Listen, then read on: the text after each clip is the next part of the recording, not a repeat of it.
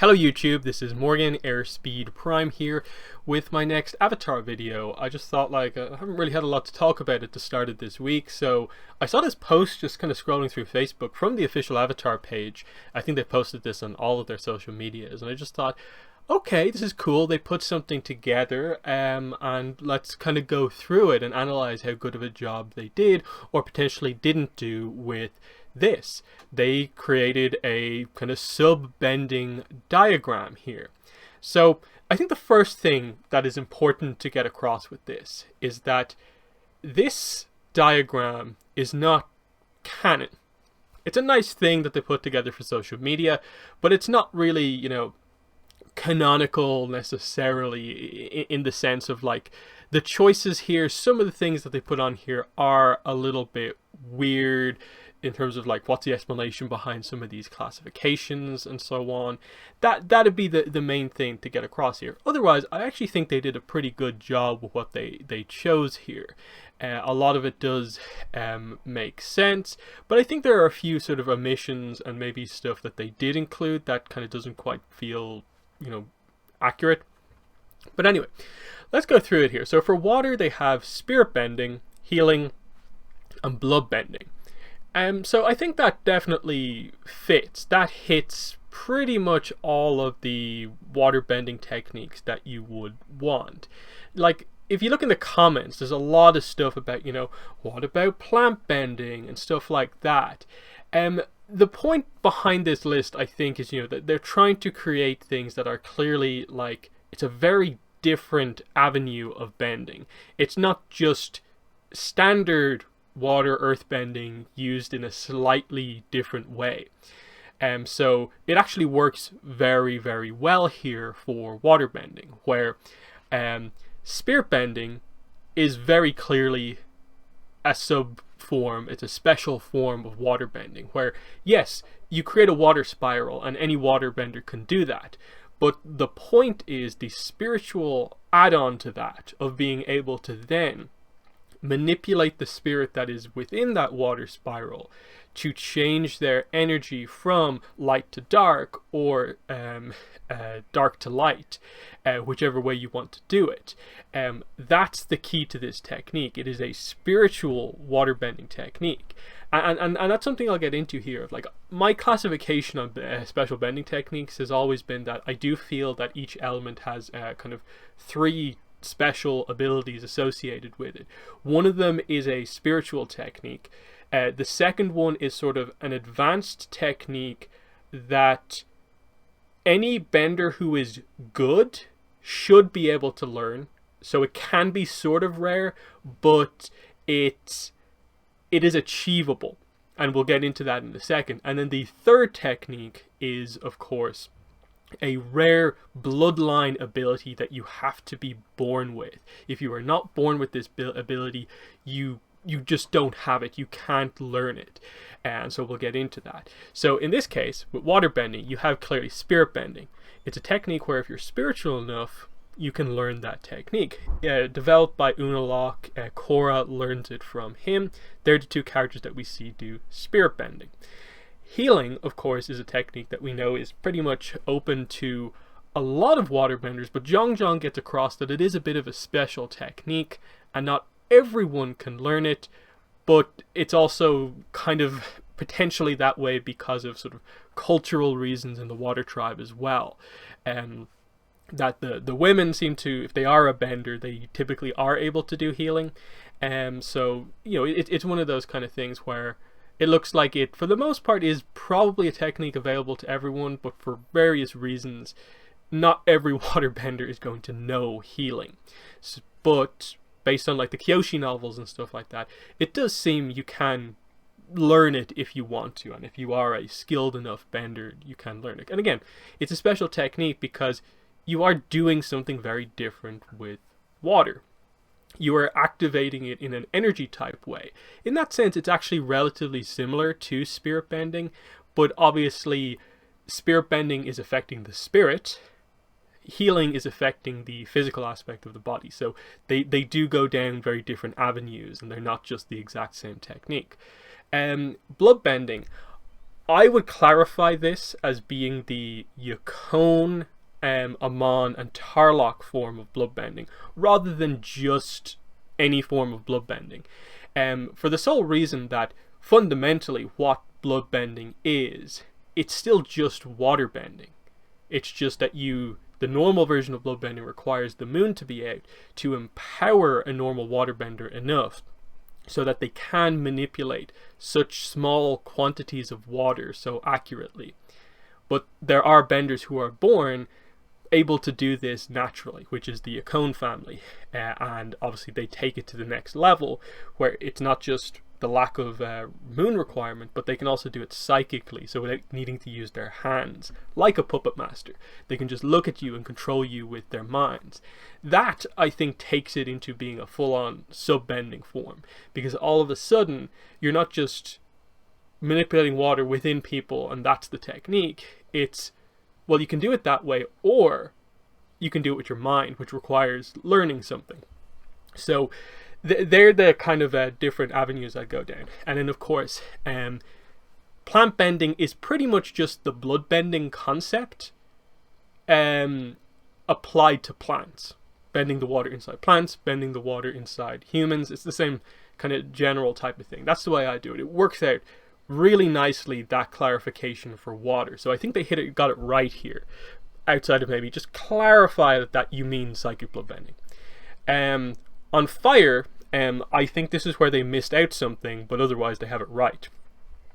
Combustion fits as, like I said, the specialized bending you have to be born with. There's only 2 characters in the entire franchise we've ever seen with combustion bending as a technique, Pali and Combustion Man. So it's clear this doesn't seem to be a technique you can learn. And it's also interesting is that there's only 2 real abilities of combustion bending, as far as we're aware. Though maybe 3 if you apply something else. The straight up combustion blast, Pali's curved combustion blast, and then I think Combustion Man highlights some sense of, focusing on a target with the kind of mind and just creating a kind of burn at that point. So a sort of more firebending application of sort of the combustion bending through the chakra in the forehead. But still, it's a clear different technique, completely different application of firebending. It's not like a stream of fire comes out of the person's head. No, it's this contained explosion that when it hits something creates an explosion. Very different. Lightning, of course, is very clearly a subform of bending because lightning is not fire. It is fire taken sort of to the next level, as we've seen. So very clearly, not every firebender can do lightning, but it is a rare technique over the years in the Fire Nation. But it has kind of varied in time, in that it seems like in the past there weren't many lightning benders, but then they slowly sort of came back, and then it seemed to almost become more of a kind of royal bloodline type technique. But then as we see in Korra, the likes of, say, Mako has it, Lightning Bolt Zolt, the workers at the power plant have it, and while it's still not super prolific, it highlights that it's not this wildly rare technique, and that realistically with the right training, most high-end firebenders should be able to do it. It is probably just the case that the training of how to lightning generate is more of a protected thing than anything else. So that fits. Combustion and lightning, clearly completely different techniques. Redirection, I sort of get why they clarified this as being a completely separate technique, but it still is so associated with lightning. And this is where, I noticed this in the comments a few times. Let me see if I can find it. Yeah, redirection wasn't a firebending subcategory. It was a technique based off waterbending that could be learned by anyone in any nation. It was just invented by our firebender Iroh. This isn't really correct, obviously, in the sense that it's okay, it's sort of correct to a degree in parts, but then okay, it's a technique based off waterbending, yes. This bit though, that could probably be learned by any nation. We never have confirmation of that.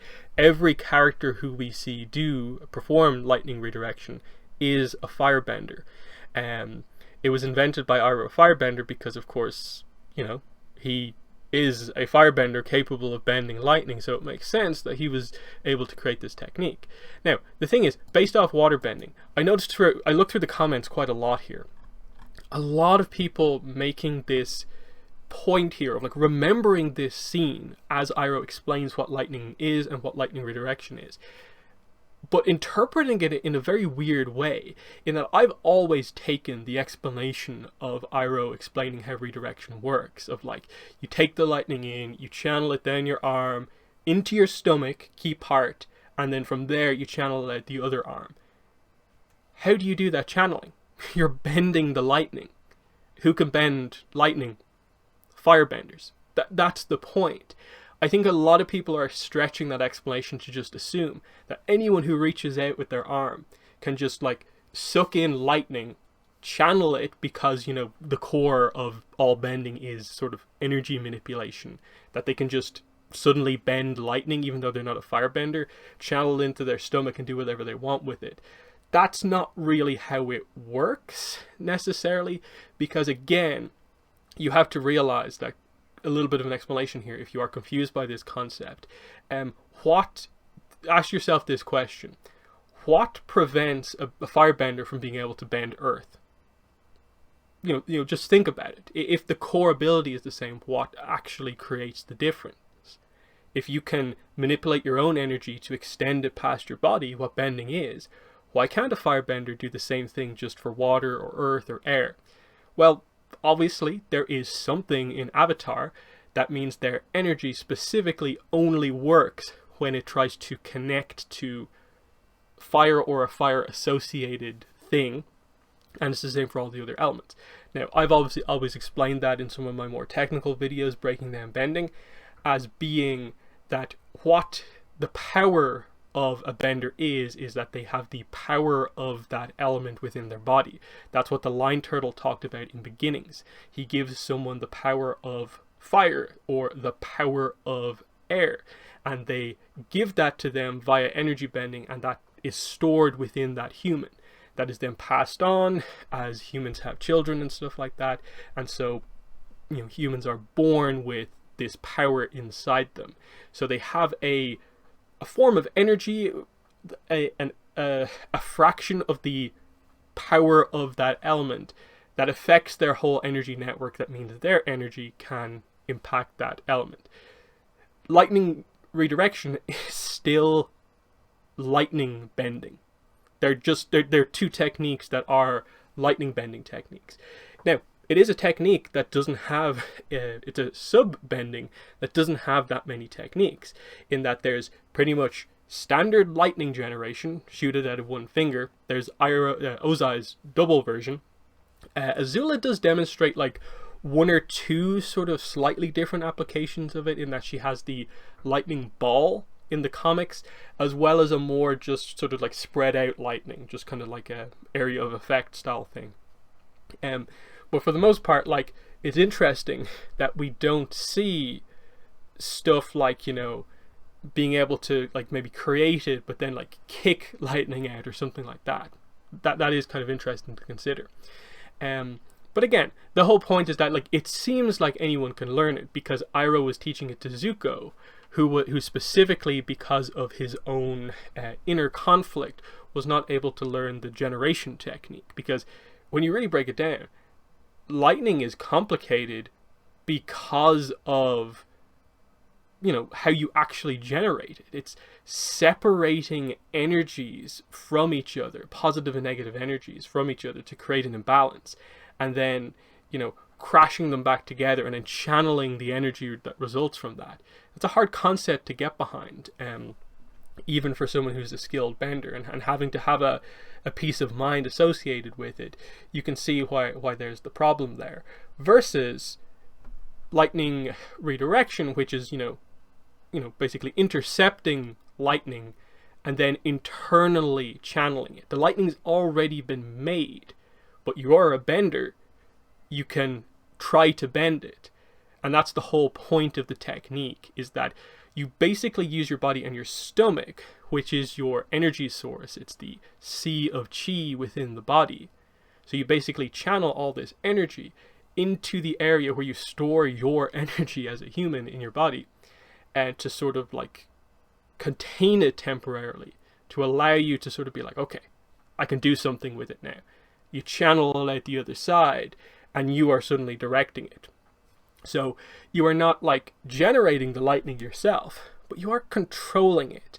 And I think the mistake that is being made here is that I think people are literally assuming that it is just exactly like water-bending redirection, where you just take it straight in and it comes straight out, when actually it's more of a case of, you know, you take it in, you control it, and then you fire it out.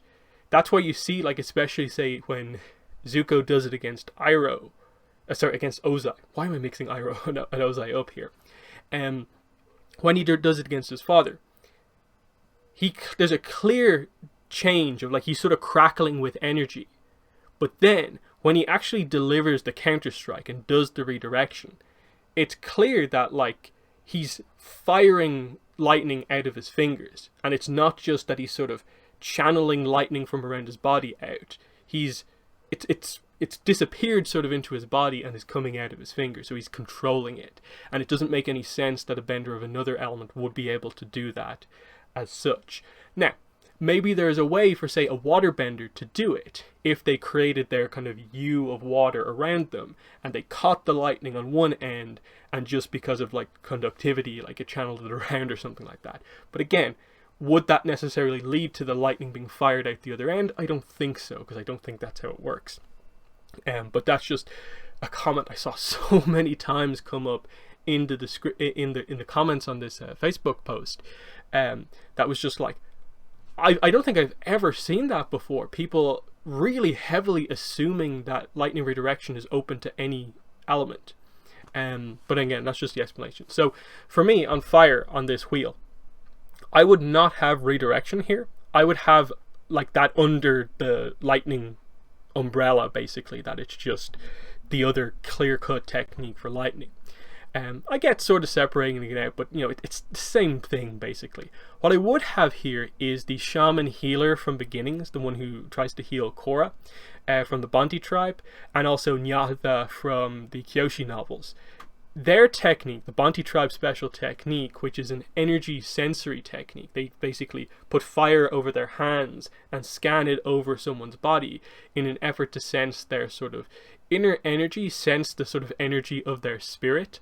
And then Nyatha from the Kyoshi novels also establishes that the technique does have the ability to sort of heal the spirit to some degree from corruption, when he tries to heal Karuk from the dark spirit corruption.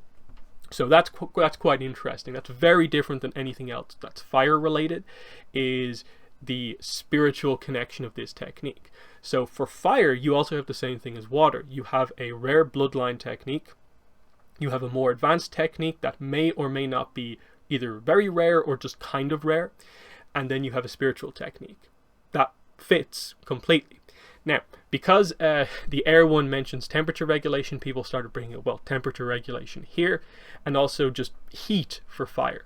Again, it's one of those things where, like, yes, Sozin has a technique that is just blatantly heat redirection, but fundamentally, you know, you wouldn't necessarily call it a full-on sub-skill necessarily.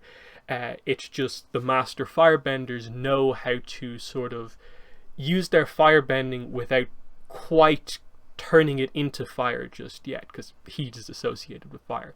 Again, it would be cool to actually see maybe a firebender lean more into that, if they're capable of doing stuff like that. Of, like, if they really wanted to, can a firebender fight without actually igniting the fire, just kind of sending out maybe like blasts of heat?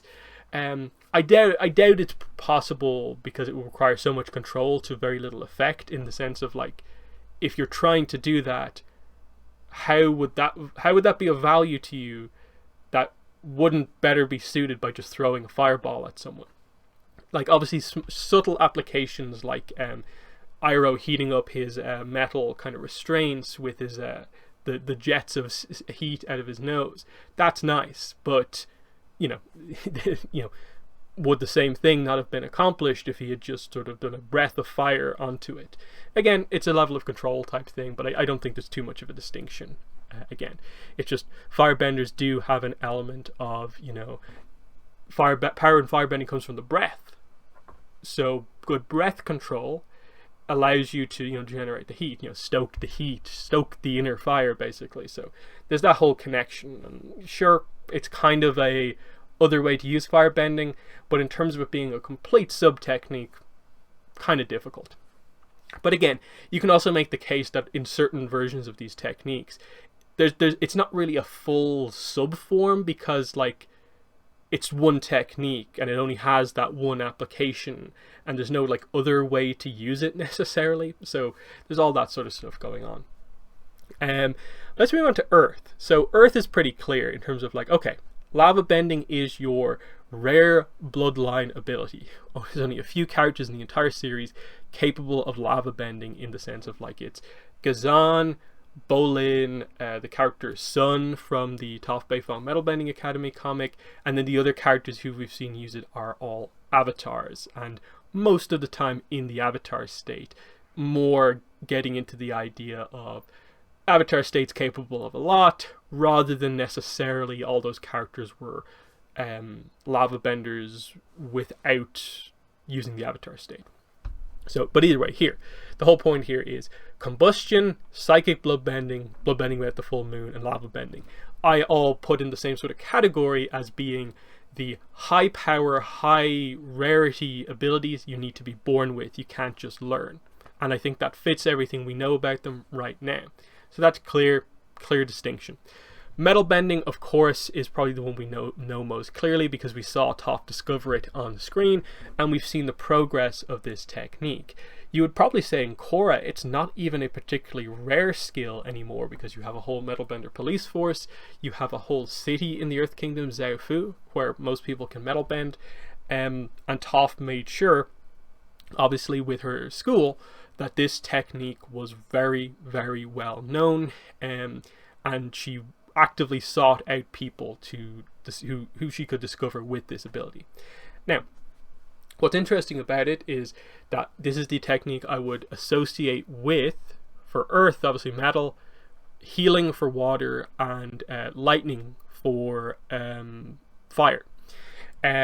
Because Sue says to Bolin that in her mind, any earthbender can learn metal bending.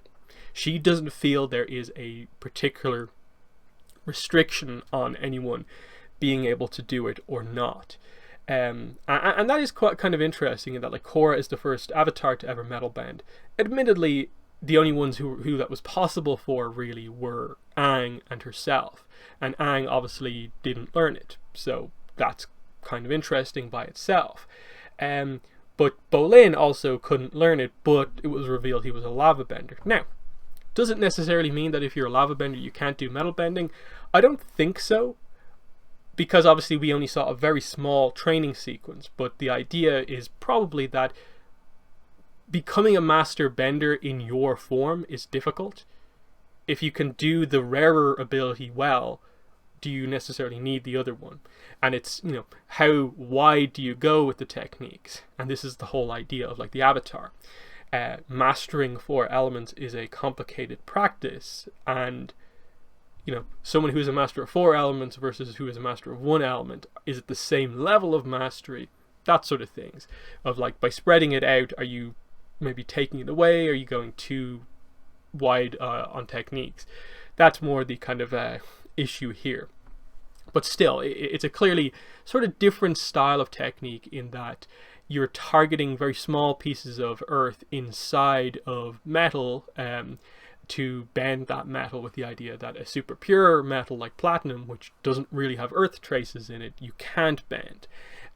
That's quite interesting, that it's more of a precision technique, and the learning is more of a just different philosophy to it, in the same way that for healing it's understanding that you're not just whipping water around, it's using water and its association sort of with like redirecting energy around, because that's its kind of philosophy and style.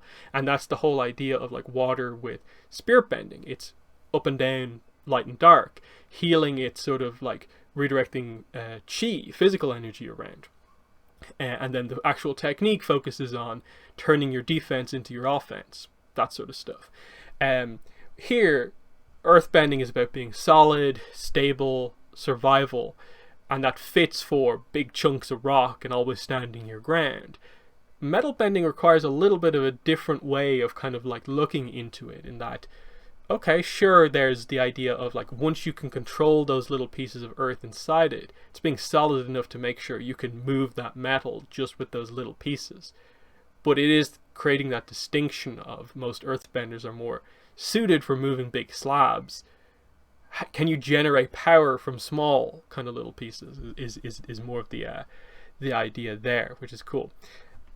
I find it interesting that they do put sand bending in here as being like a completely different earthbending sort of like sub-bending style, and it fits, but this is more of sort of the equivalent to plant bending, I would think, because obviously the tribes out in the desert are the ones who mainly use this. Toph later learns it herself after having like a weakness in the desert to sand, basically, but she pretty much became a master of it by the end, so highlighting that it wasn't a weakness for her anymore, because it is just earth. Like sand is just earth, just in small forms, and if she can bend metal, of course she can bend sand. Like there's that kind of creation.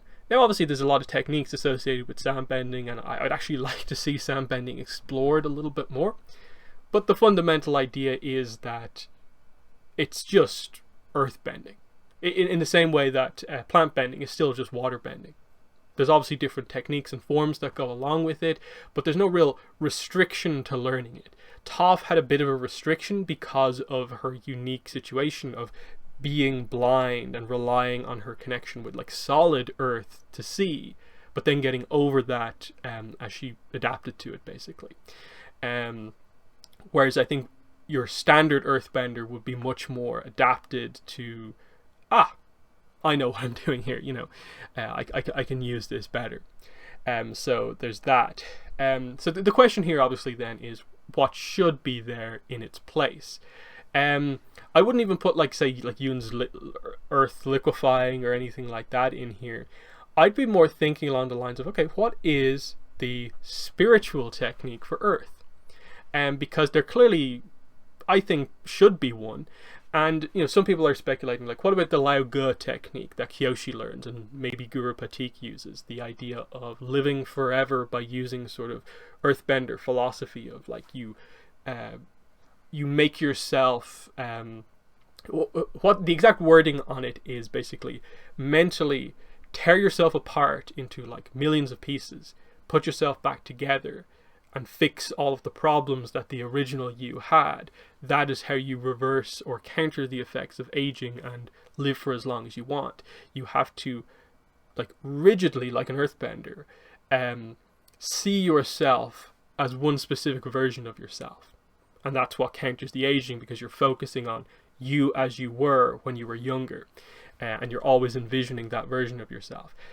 The implication of it is that it's not a bending technique at all, in that if Guru Patik, who's 150 years old, theoretically uses it, it's not really related, and it is more of just the philosophy connection that is the earth connection in this overall. It's more of a meditation technique, in that even a non-bender like Patik is implied to be able to do it. So I'd actually more associate this as, like, I think, a sensory technique along the lines of Toph's seismic sense. Now, there's nothing inherently spiritual about seismic sense, but Toph in Korra, in the swamp, says that she is able to see what is going on in, like, Zaofu, to keep an eye on her daughter, and what's going on in Republic City from the swamp. So it's clearly some sense of a now spiritual, older Toph in the swamp is able to extend her seismic sense reach out by connecting in a way like with the vines, which spread across the whole world, to view what is going on elsewhere. That sort of enhanced seismic sense with an element of spirituality in it, that to me is maybe what I would put in here as the earth spiritual technique, until we actually get one properly explained to us. That's what I would usually kind of fit in here as being that. But I get why they put sand bending in here, because it's called sand bending, and it seems different, but I don't think it's like so distinct enough that it necessarily should be here. Air is where it gets very weird, because we have, again, two special techniques, but we're missing one. So we're kind of missing a technique for earth in terms of exactly what the spiritual technique is, and then we're missing one for air, which seems to be the bloodline technique. So we don't have a lava, combustion, psychic bloodbending equivalent for air bending. But we do have the sort of advanced technique that seems to be open to anyone if you go to the lengths that this one requires you to go through, and then a spiritual technique, which obviously if you're spiritual, you can, I guess, do this if you're an airbender as well. So spirit projection is Janora's technique, and note the line of dialogue. She does specifically say that it is a spiritual technique with a... No, I think the way she said it the other way around. It's like an airbending technique with a bit of spirituality thrown in, I think is the way she explains it. Either way, it's a combination of bending with spirituality, which is the same as this, spirit bending, and it's the same as the sensory technique for firebending that I talked about. So that fits. And again, there's some confusion in the comments about, wait, isn't that just a general meditation technique? Why is it an airbending technique? Again, there's a difference between meditating into the spirit world, or the ability to separate your spirit from your body, compared to what Janora is doing. Yes, as part of Janora's technique, she does that. She does the general spiritual thing of she's able to go to the spirit world. We see her do that before. The difference, though, is that when Aang in 107 was separated from his body but still in the physical world, he couldn't do the things that Janora could do. He couldn't, like, teleport his body to the location of someone else. He couldn't, like, necessarily, like, kind of phase through walls or, like, locate people in that sort of way. He was just a spirit running around the physical world. So while it looks similar, Janora's technique, the control that she has over it, is that she's able to project her spirit to locations. She can decide that, like, okay, I want my spirit, when I separate it from my body, to be in that building. Or I want it to be next to that person over there, which she does with Kai. And they established that one thing she can do with that technique is basically make her spirit appear next to someone she has a connection to. So she's done this with Korra multiple times, because she's close to Korra. She's able to do it with Kai, and I'd guess she's able to do it with, like, her father and brother and sister and stuff like that. That fits. So the airbending aspect is, I suppose, you know, the idea that, like, her spirit is, like, on the wind in a way. She can, like, airbend her spirit to a location, which explains the movement aspect of it. Again, there's no official exact explanation, but you get the idea, the concept. Flight makes sense. It is a technique, by the way it is explained how it works. Two characters have achieved it. You have to have no attachment to the world anymore. So no one you care about or anything like that. No physical attachments or personal attachments. So literally, you don't go back onto the ground because you are not connected to the earth anymore. It is airbending philosophy taken to the extreme, where, yes, all airbenders seek to detach themselves so their spirit can be free, but they all have connections to other people still. And while they strive to not make them dominate their lives, very few of them obviously take it so far as to have zero attachment, because being 100% detached is, you know, it's free to a certain degree, but it's also not free in other ways, you know, because, you know, you are not free to have attachments, you know, that sort of like reverse angle on it. So the main reason this technique is rare is because not many people would be willing to personally go there to achieve this technique, in that Zahir required his girlfriend, Pali, to die before it worked for him. And then Lahima, obviously, who was the one before him to do it, is obviously implied to be a bit out there as like a philosopher, and very different than most airbenders, and we don't know a lot about him necessarily, but the idea here is, of course, that Aang, this is a technique Aang could never achieve because he has attachments to people. Tenzin has a family. He'd never be able to achieve this. And the same goes for basically every airbender we've ever met. They're attached to something, so they can't achieve it. But it still is this thing. You don't have to be born with this technique. You could go for it if you want. There doesn't seem to be any skill restriction on it, in that it seems to, again, there's an element of spirituality here. Airbending is the most spiritual element. That kind of comes into things a little bit, but this is more of a sort of philosophy type thing. So if you are like this, you can achieve this technique. So kind of like lightning, if you have the mind for it, you can achieve it. Metal bending, if you can, as an earthbender, force yourself to focus more on the precision, you can do it. That sort of thing. Like I said, what we're missing from airbending is actually the high-end technique. It's the bloodline ability. We've never seen an airbender who is born with a technique no other airbender can do.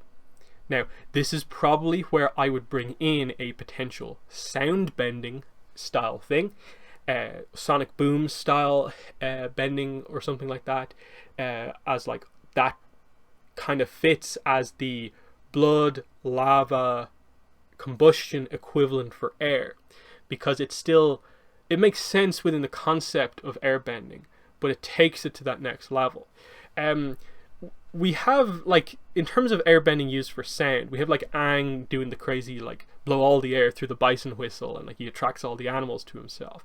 I think some of Malu's cards in the trading card game refer to her having a technique that like is a very precise slice of air that creates like a bit of a sound effect that she uses to her advantage.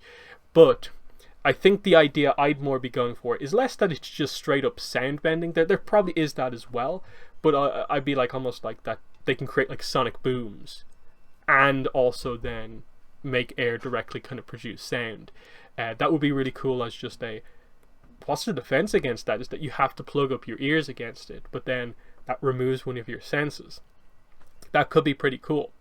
It also sort of fits with the idea that, say, Combustion Bending as the rare ability seems to directly use another one of the chakra points, this time the one in the forehead, whereas like the four that are sort of like in the core of the body are the elemental chakras, earth, fire, water, air. The other three, we know the crown of the head one, is used for cosmic energy, so it's more of an avatar state, like overall, like last one finishes the energy flow through the body. You have the throat chakra, which is the sound chakra, which is the one, like, I'd be like, maybe the air ability can utilize that in the same way that Combustion Bending heavily uses the forehead chakra, and that would be really cool. I'd really like to see something like that kind of be possible. Other than that, like, I don't really know. I haven't really heard that much speculation about the other technique, because I think most people just think of like, oh, sound, of course, and that kind of solves the problem. They have temperature regulation here as like a sub technique, and I get it that airbenders just have this ability. This is the reason like Aang can walk around in his normal airbending gear like the entire series, even in the Northern Water Tribe and stuff like that, and at the start in the Southern Water Tribe, and not really feel the effects of the cold, is because he's kind of subtly airbending and making sure his temperature is okay. That's cool, but it feels like it's more of sort of an intrinsic airbending, normal airbending ability that you just learn overall. Like, I assume when they learn to fly, yes, there's controlling the air currents to keep you up and stuff like that, but I assume they also naturally just like intrinsically develop some level of a sort of like aerodynamic sort of airbending type thing to cut through the air quicker and so on. There's just like types of bending that you learn intrinsically, which for like firebending would be that most firebenders naturally can put up an instant like fire block. They can immediately just like smack a fireball away without needing to necessarily activate their bending as such. Just make it a reaction, a default reaction to kind of put that up. The same with, say, an earthbender, that if they're going to get hit by a big rock, that they intrinsically can kind of like put some energy up to maybe shatter the rock so they don't take the full force of the blast. You know, that sort of thing. The same with like airbending and like falling, that you take the fall kind of nicely by putting air into the ground. I think it is kind of one of those type of things. Now, you know, they talk about it like once or twice, that like it's kind of something that comes to you eventually, but is it like a sub-bending thing? Not really. I think it is just, you know, it's just like this weird subtle application, in the same way that like the heat aspect of fire also is kind of a thing. But what I think they were more going for here is to make all of the segments match the sort of water kind of style of thing, where there's like, you know, 3 very clearly distinct things going on here. Same with fire, if they had included the fire sensory technique, and so on. But again, this is probably one of these things where it should have been, I'd almost have it as like 3 layers, where like the outer layer, yes, is your like psychic blood bending, healing, spirit bending. You have your sort of just water bending here, and then in the middle, that's where you have your plant bending, normal blood bending with the use of the full moon, and you know, little things like that. It's that kind of middle layer where you would have your heat-based abilities that aren't special abilities as such, but it's just fire used in a unique way. That's exactly where I'd have temperature regulation for airbending, as well as like basically the ability to create a vacuum, the airbending asphyxiation or sucking air out of people's lungs technique. It's not a full-on special technique. It's just like using your ability to make physics happen, basically. So that's where like stuff like that I think would go. Same way like sand bending I'd have in the sort of middle layer for earth bending, along with say a glass bending. A seismic sense I think would be here, that sort of thing.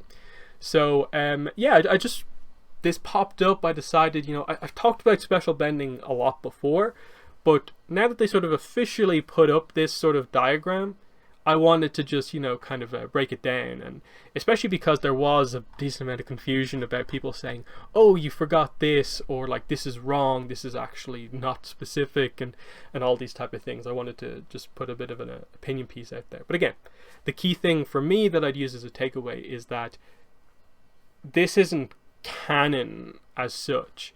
It is a nice diagram, I think, that, you know, it's correct, but it maybe isn't showing consistently in each category the same things.